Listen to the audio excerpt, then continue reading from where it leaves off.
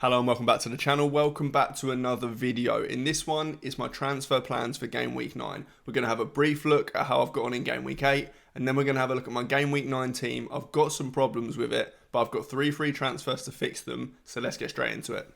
Okay, so big week, 83 points. That's if Bruno Fernandes stays on 8 points. I started recording this pretty much as the United-Liverpool game ended, so that could change a little bit. He's currently on 3 bonus, I believe, so hopefully he stays on those 8 points. But Raya with 6, Dubravka actually got 9 on my bench, but if you watch my team selection video, I was never really considering playing Dubravka, so I'm not annoyed by that at all. Senesi with 2, it was a bit of a selection between Senesi and Richards, but barely, to be honest. I was always going Senesi. Gabriel 12, he is just the absolute boy. And then Mukiele, this is my guy. If you've watched any of my videos in the last 3-4 weeks, if you follow me on any platforms, you'll know that I've been bigging up Mukiele. And now he's come through with a huge 17-pointer. My guy. Then we've got Semenyo on 4. Not sure how he didn't get the other assist, but everyone owns him, so it doesn't really matter. Foden and Reinders are a bit of a problem now. Reinders is a problem because he came off very early in the game. I think he came off in the 59th minute. That's going to be a problem going forward. Plus City have got a lot of players back now. The likes of Shirky, Ait Nouri, loads of other players. They've basically got not far off a fully fit squad now, so Reinders is a problem. Foden is also a problem, although he was one that plan always was to sell him around now anyway, so he'll be going. Reinders could be going.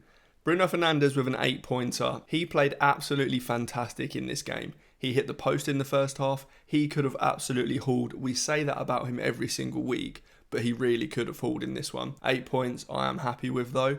Gyökeres, João Pedro. These two guys are a bit of an issue. I don't really want to sell either of them right now though. The fixtures are really good. The minutes are really good. Everything else is pretty rubbish though. I mean, they're not really getting involved too much, João Pedro especially. Although, we did see Mark Guiu, I don't know how you say the guy's name. When he came on at half-time for Chelsea, they were much better because João Pedro wasn't isolated up on his own as a number 9. He's much better when he's a number 10. So going forward, we may see that. And hopefully we do for his sake. The fixtures are too good though.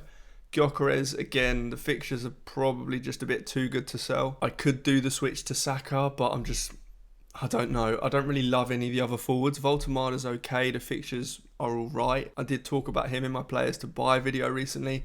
He's not a bad option at all. Bowen, again, is an option. Not huge on him though.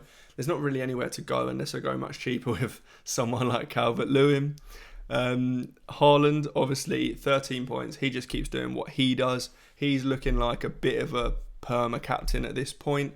And then the bench didn't do a lot. The one thing we did see and did happen though is Anderson went off with a hamstring injury, which is a problem because I was planning on playing him in game week 9 and quite a few weeks going forward. But for that reason, I've got 3 free transfers, so let's get into how my team's lining up for game week 9 and what I'm thinking in terms of transfers. Okay, so onto my game week 9 team, and as you can see, 3 free transfers, 0.3 million in the bank. I forgot to mention in my game week 8 review, but currently I have gone from 1.9 million to about 1 million in rank. Now that will drop because I've got no one playing in the Monday night game. It is West Ham versus Brentford, so not too many players that are going to be highly owned. Jared Bowen, maybe. Lucas Paqueta, maybe. Juve, maybe. Not too much on the Brentford side of things. I wouldn't expect to drop to a red arrow. I think my safety score is like 64 points or something. So I would expect to be on quite a big green arrow even after tomorrow. Hopefully still around the 1.1, 1.2 million mark. And that'll be a very good game week. I'd ideally like to be in the top million by the end of game week 10, and I think that is very, very possible at the moment. So, this week, David Raya has Crystal Palace at home, Dubravka has Wolves away. This is actually a bit of a decision this week. It's one that I didn't think I'd have to be making. Dubravka and Burnley kept a clean sheet against Leeds, albeit it was Leeds and they weren't that great. Raya and Arsenal obviously kept a clean sheet as well, but this is a tough test. Crystal Palace are creating some serious chances at the moment. They look unbelievable going forward. I mean, Mateta scored a hat-trick and he missed 3 big chances in that game. He underperformed his XG, which was 3.48, and scored a hat-trick. That's unheard of. I think 3.48 is actually the most XG that a single player has had in one game in the Premier League since they started recording XG numbers. Crystal Palace going forward are a joke. That does worry me a little bit for Raya. I just don't think that Dubravka's going to be good enough to play. Wolves really don't look good going forward, but Burnley defence just isn't good now, is it? I know Dubravka did get a 9-pointer, but they're just not at it. So I think I'll probably be playing Raya. Onto the defence, and this is where we got problems. So Senesi, Forest at home, yep, I'll be playing him. Gabriel, Crystal Palace at home, I just talked about them. Gabriel's playable in any fixture though. It's a bit different with Raya because he won't get loads of save points, although actually maybe against Palace he will. But in general, it's pretty much a 2 or a 6-pointer, whereas Gabriel has much more routes to points. He's pretty good for DEFCON, or has been in the last few games anyway, and he's obviously a great goal threat, whereas Raya doesn't really offer you anything else other than the clean sheet. Senesi, Forest at home, obviously, Ange has now been sacked. That is a bit of a shame because they were looking like a real team to target. They were in a bad way. Having said that, they were actually really good in the first half against Chelsea. They just couldn't take any of their chances. The likes of Gibbs-White, the likes of Awonyi just missed glaring chances. Anderson had one as well. If they'd have taken a couple of those chances, that game would have gone so differently because Chelsea were really bad in the first half.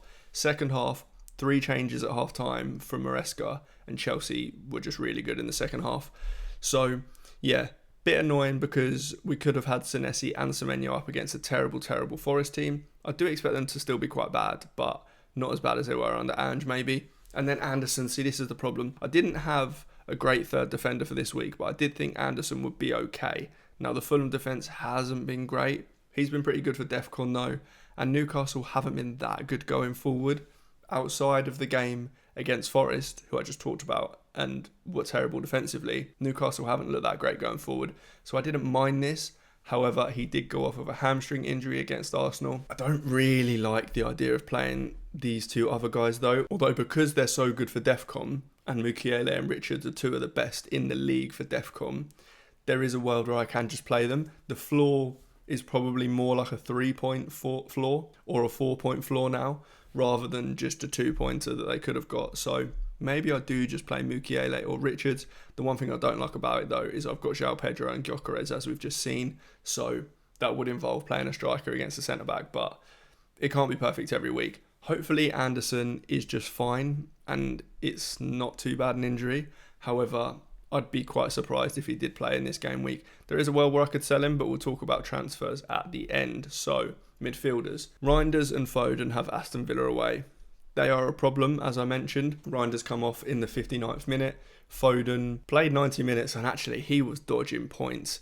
He created so many chances and he had chances of his own as well. He just couldn't get a return, and unfortunately he probably now does have to leave my team, especially now that Shirky's back. They've got Kovacic back. They've just got so many players to play in that position. I'm not sure if I can keep him, especially given they've got quite a hectic schedule now. They've got Champions League midweek, so it will be interesting to see what minutes these two guys get midweek, as that may change what I do transfer wise. If one of them completely misses out, for example, then it's quite likely that they'll start at the weekend. We obviously have to wait until those games are over. I'll do a team selection video on Thursday after those games, so we'll know a bit more about it. Bruno Fernandes, Brighton at home. Bruno Fernandes is one that I just don't really see myself selling anytime soon.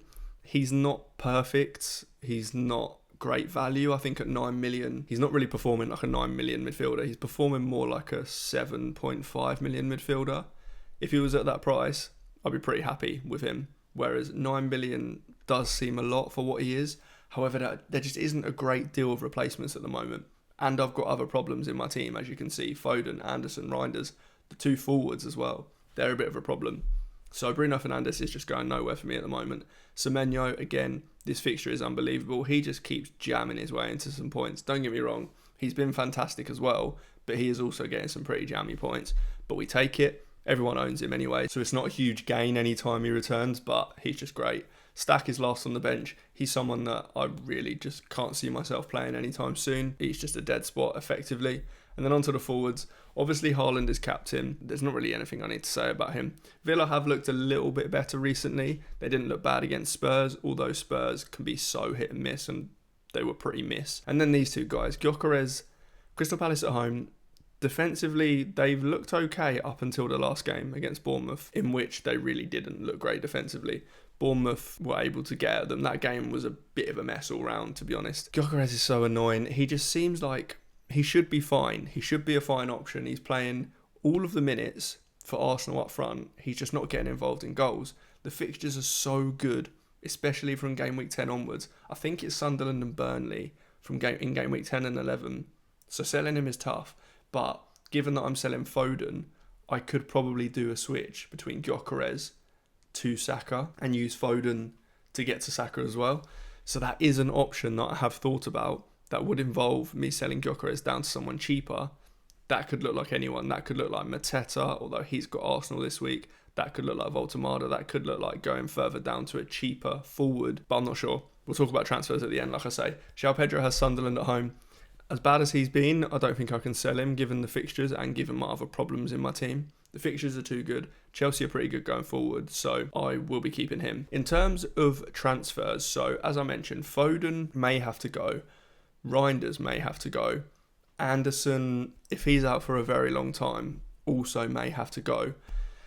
I think if I was to get rid of Anderson, I don't mind Joe Rodon as an option. That would mean that I've got 2 4 million defenders, but I think both of the 4 million defenders are very, very playable in any given week. Defcon has helped with that a lot. As you can see there, Stack has West Ham at home. That means that Joe Rodon has West Ham at home, and that's not a bad fixture at all. We'll see how West Ham get on in the Monday night game.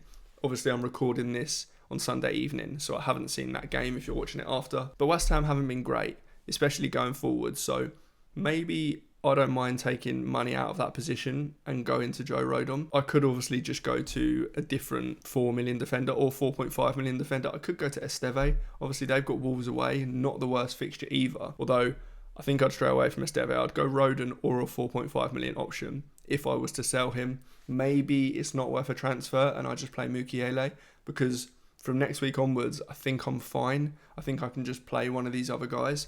So we'll see on that. In terms of Reinders and Foden, there's 2 midfielders that I've got my eye on. Obviously, Ismail Assar, I really want in my team, but I don't think this is the week to buy him given that he plays Arsenal away.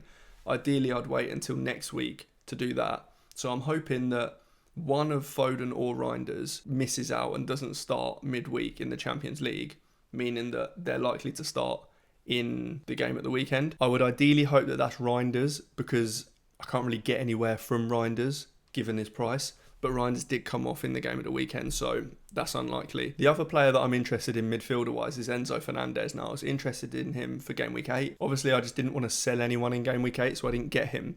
And he wasn't in the squad for Chelsea. Chelsea do play midweek as well, so we'll get a better idea on his fitness. He might be a risky buy in game week 9, so I might not be able to go there either. There isn't many other mids I really want other than that. I think that Yankuba Minte is a good option, but not in the same level as Enzo Fernandez or Sarr.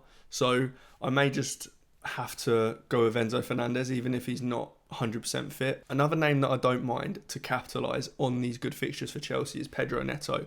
I spoke about him in my players to buy video yesterday as well. He looked absolutely fantastic against Forest now. A lot of the Chelsea team looked pretty bad, especially in the first half. Pedro Neto still even looked good then. In the second half, he was absolutely brilliant. We know that. Unfortunately, we do need to wait for the City game to happen midweek and the Chelsea game to happen midweek so that I can understand the expected minutes for next weekend of Foden, of Reinders, of Enzo Fernandez. But these are the players I'm looking at getting rid of. So it's Foden, Reinders and Anderson. I probably won't do all 3 moves this week. And then the players that I'm looking at getting in are someone like Rodon, someone like Enzo Fernandez. Maybe I'd just have to go Sarr this week if I need to make that move. So they're the guys that I'm looking at. Another option, of course, it depends on how long Evan Nielsen is out. I think he's got a calf injury. But obviously, Krupi Jr. is an option. He did obviously score at the weekend, 2 goals, I believe. So Bournemouth having Forest at home is a really nice fixture, and if I can go down from João Pedro or Gyökeres, probably Gyökeres, to a 4.5 million option, that probably means I can upgrade Stack instead of selling Reinders or Foden if I wanted to keep those guys. So they are options as well. But that is all for this one. Stay tuned later in the week for my team selection video where we've got a bit more information on the City guys and the Chelsea guys. If you've got any questions on your team, if you've got any questions on my team, if you've got any questions on anything FPL related, drop them in the comments below. Make sure you're hitting like, make sure you're subscribing. 80% of you are watching these videos and aren't subscribed, and it helps me so much, so please hit the button. But that is all. I will see you in the next one.